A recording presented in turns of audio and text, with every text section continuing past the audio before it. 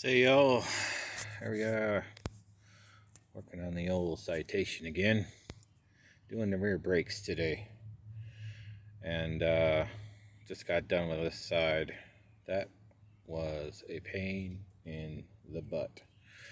This car had the original brakes on it still, and they, make no mistake, everything was rusted, as you can see. But there's the old drum.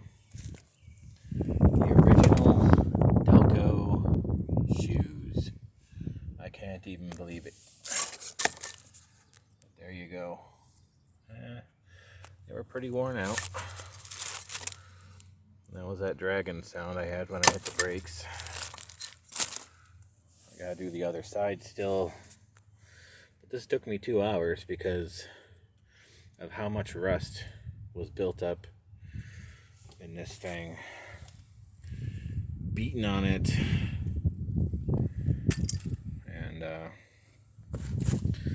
I got a brand new pair of shoes in there, some new hardware, new drum, and it's good.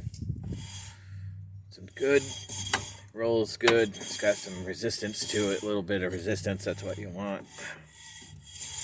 So it should be good to go. Went with Centric brake parts from Rock Auto. I got springs and crap laying everywhere. Yeah, here's the new shoes.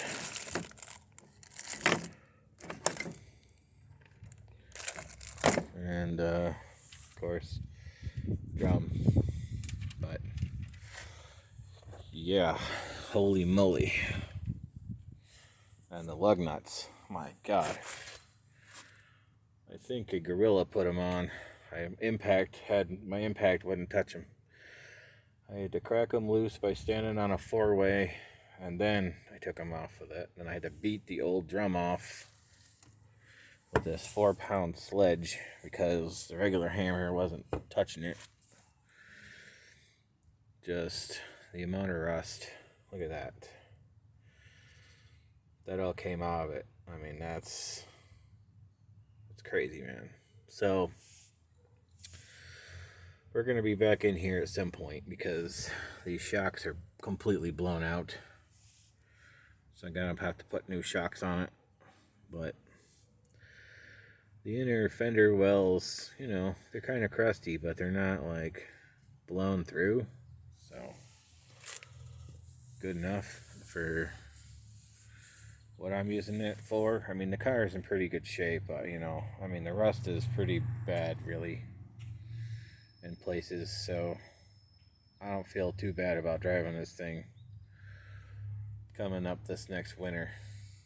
I just trying to get it mechanically sound, and we have quite a bit to do yet. Did spark plugs, wires, cap and rotor on it. Then I had an issue with it wouldn't start.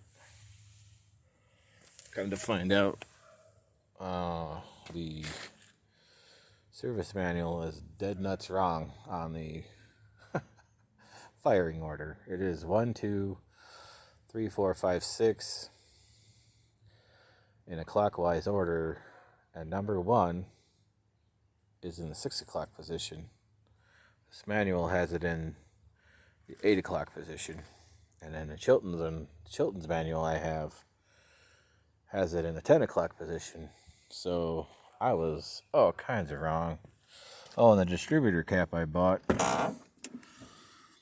was broken. It was broken on the inside, so couldn't use that. But let me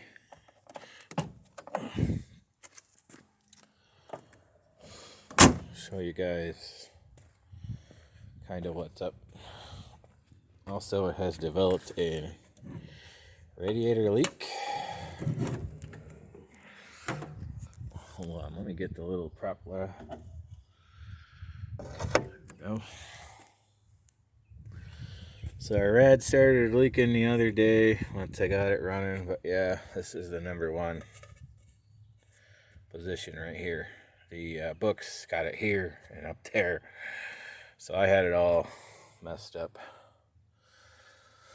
So I got the original cap and rotor back on it just for now. Until my new one. I ordered a Delco replacement cap and rotor for it. So I'm waiting on that. Yeah, but it sprung a leak on me the other day. There was antifreeze all over the ground. It's leaking out of this overflow tube thing right here that I attempted to JB weld. I have no idea if it works. I have not tried to start the car since. But if it doesn't, I got a new radiator on the list because this one's pretty crusty looking anyways, and probably should flush out the coolant system on this car and make sure that's all working good come wintertime. One of the problems I run into is the replacement radiator for these are really expensive. The ones on Rock Auto are $200, and the ones everywhere else are $500. And the only thing I can think of is because of the way it's built. It has the water spouts on it come out of the side of the radiator. And that's weird. So, yeah. So I gotta get a new rad, upper and lower hoses, new heater hoses for it. Probably flush out that heater core and new thermostat and all that happy stuff. Because so far everything I've pulled out of this car has been original to the car. It's like it's never had maintenance done to it, like ever. It's crazy. 41-year-old car. No one's ever worked on it, just drove it. It's insane to me.